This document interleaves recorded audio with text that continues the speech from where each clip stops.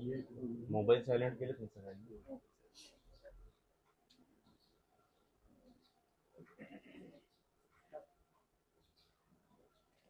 राज्याचे उपमुख्यमंत्री आदरणीय अजितदादांचं आज दुःखद निधन झालं. आमचा सगळा आधार गेलेला आहे. आमचं कुटुंबाचा प्रमुख गेला. राष्ट्रवादी परिवाराचा प्रमुख गेला.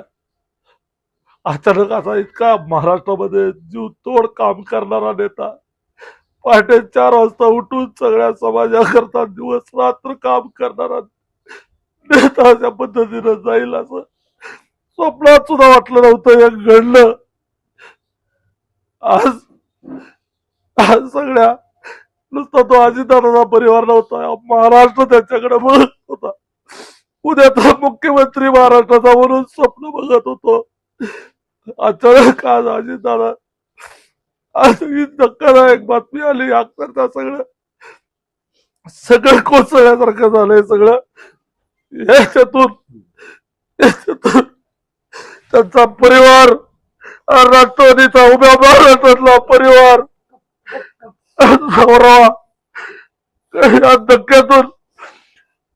या धक्क्यातून सगळ्या कार्यकर्त्यांनी, महाराष्ट्रातील अजितदादावर प्रेम करणाऱ्या सगळ्यांनी सावरलं पाहिजे.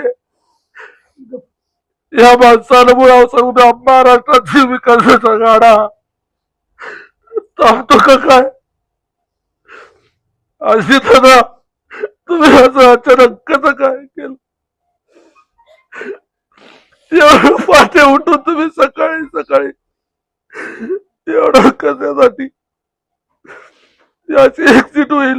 महाराष्ट्राचं नाही, देशाचं नुकसान झालं. इतकं चांगलं काम करणारा मेहनती माणूस या महाराष्ट्राला पुन्हा मिळलेला आहे. या महाराष्ट्रामध्ये पुन्हा असा नेता होलेला आहे. माझा परिवार आणि माझ्या सगळ्या जिल्ह्याच्या वतीनं तुम्हाला श्रद्धांजली अर्पण करतो दादा.